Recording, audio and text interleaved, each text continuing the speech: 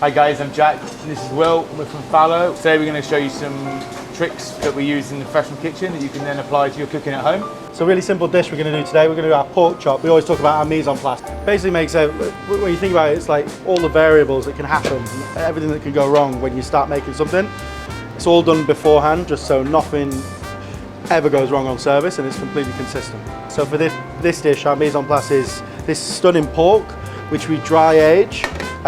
Quite unusual with pork, but often done with beef, but not with pork.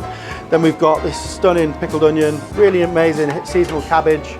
We've got this skin, which is actually this skin, pressure cooked and dehydrated. Then we've got like an apple ketchup.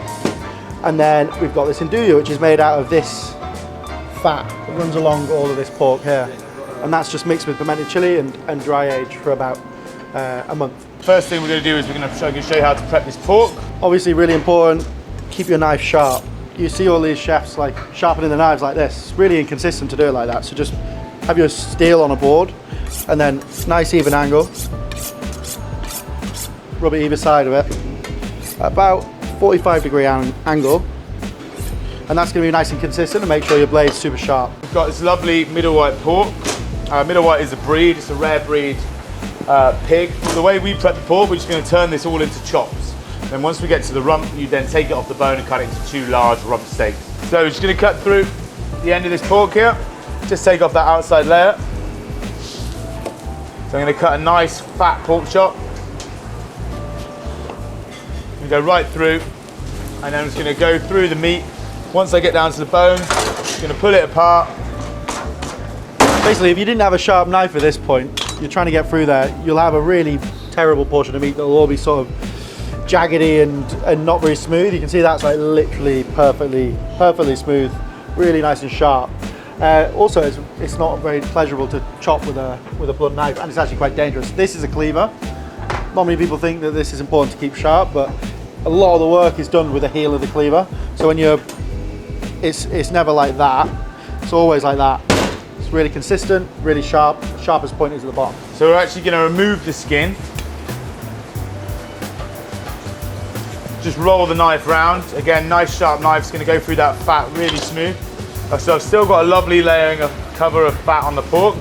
I've now got my skin here on the side. I'm just going to take a knife and again remove the excess fat from the skin, dehydrate it, and that will then give us these crispy shards of pork skin. We want to make sure you're keeping all your surfaces beautiful and clean. We use black microfibers in the restaurant. We use them to wipe down all surface. Nice and clean. Got my prep here, well organised. Clean section, clean chef. If you know what, keeping your section nice and clean mind. Really, really important that you season your meat really, really well. It's when you season meat, like before you cook it, you've got to think it's going to rest. Juice is going to come out, so you can season it really nice and liberally before you cook it. Same with all meat, cook it on a high heat. So there's something called a Maillard reaction, which is basically the caramelization of the meat with the contact of the bars.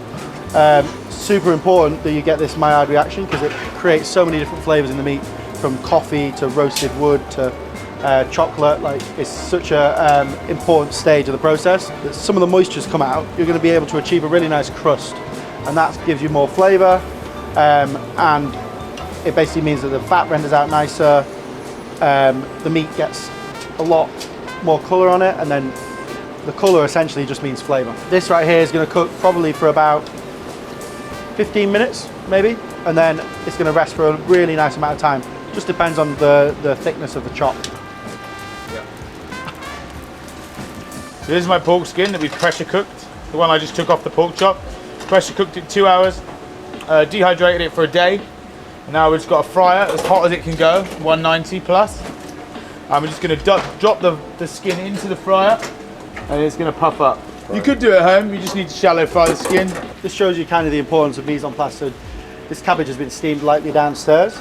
So during service, all we need to do is just give it a really nice roasting and give it some perfect colour. This onion's also been steamed and then pickled in a beer pickle. So basically, we just come upstairs, sear it off, 2-3 minutes. Onion, same, just going to try and get a nice colour on it. Really nice roasting. Plancha is basically just, I mean, if you've got a really nice non-stick pan at home, this is just like that, but it's a lot bigger, so for commercial use. Yeah, so with this, that might seem like it's quite dark in terms of the colour. When you're looking for colour on the meat, you're also looking for colour on the vegetables and the garnish as well. And it works just the same. You get a very different flavour when it's roasted heavily to when it's just limp, lifeless, boiled and put onto a plate. I mean, one thing that restaurants do differently is they've got a whole team of people who are basically their suppliers, which are probably the most important thing to a restaurant. When you're at home, go to the best butcher you can, go to your local market for fruits and vegetables, go to a really good fishmonger, and that's going to make your life a lot easier. We've got this in Do Your Butter that's just going to go on there last minute. Another thing that people don't realise is that, like chefs, we taste things all the way through. So seasonings and stuff, we season at the beginning of the process, we season at the middle of the process, and then the person on the pass always seasons at the end of the process. So you kind of need to think about it as always building layers and layers of flavour. So you're talking seasoning wise, you're not just talking about salt and pepper. You're talking about acidity, you're talking about umami, you're talking about sweetness. Like all of those things help to create a really amazing mouthfeel. Salt is kind of just like basically brings everything together. It's the underlying ingredient that sort of lies under all seasoning. You're talking really about 5 sort of different flavour compounds when you talk about seasoning. So it's constantly important to taste. So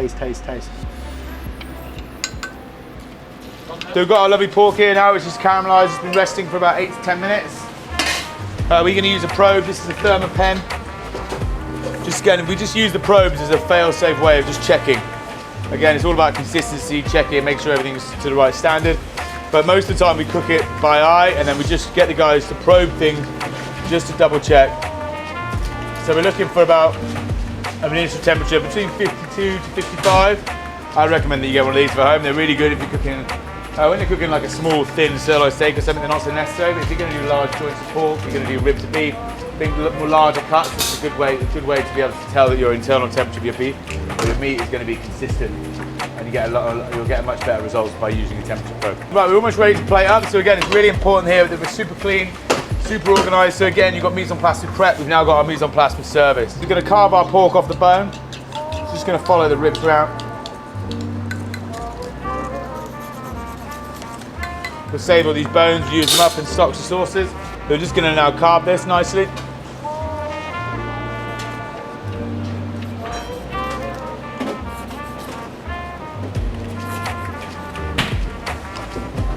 So again, keeping everything super clean, super organised. Get rid of our board. Whenever you're plating, everything needs to be really tidy, clean. So it's going to put the final seasonings, really important on any garnishes. You can do all this preparation to get to this stage, but if you don't finish it, it's a complete waste of time. So good bit of salt, pepper on everything. A little bit of fine salt. When you're seasoning the meat, you're just going to open the layers. So you can get a little bit of seasoning in through all the different areas. Again, just finishing off the garnish. The last thing I'm going to put on here, on my pork, is a little bit of beef fat that we've infused with rosemary, thyme, and a little bit of crushed garlic. It's just going to add a final little flurry of flavour to our delicious pork dish. And here you go. So here's our mise en place for the plating of our pork dish. Obviously, when you go to your restaurants, you can see sometimes people put a lot of work into the plating of a dish. Here at Fallow, no different. I think when you eat with your eyes, essentially. So the first thing you're going to do when a dish hits the table is, you maybe take a photo for Instagram, but also it gets you salivating just how something looks. So we've got what we call a clam, which is just the apple ketchup, so super smooth. Just try and stick when you're plating to just making sure that you can see every element of the dish. So you've got the pork chop there, then Jack's putting on the cabbage, completely separate area. Basically, it's a really good idea that when you're cooking something, like there should be nothing on the plate that doesn't contribute to the final dish. So you've got texture from the crispy pork, you've got a bit of heat, a bit of acidity from the cabbage, you've got a nice sharp roasted acidity from the onion, you've got sweetness of the apple ketchup, and then you've got that beautiful bit of pork. Just tie it all together, a lovely nice pork sauce, finished with sherry vinegar and whole grain mustard.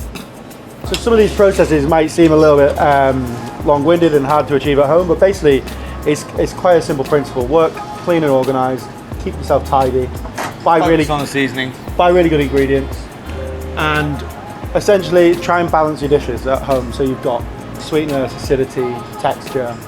People are going to always put so much effort into cooking, but they never actually just taste it along the way. Yeah, all the reverse of some people ages into plating it. And you got this thing that looks beautiful. Stone cold. Yeah, all these things, like, basically they just make, when you're working clean, when you're working organised, and you've got a sharp knife, when you've got the best ingredients, it just makes cooking fun and it makes it more pleasurable and enjoyable. Go guys, if you like what we've been doing, if you want to get any more, if you want to see us cook anything else, show you how to do anything else, leave us a comment, like and subscribe. Thank you. That's a fucking look at that. Oh.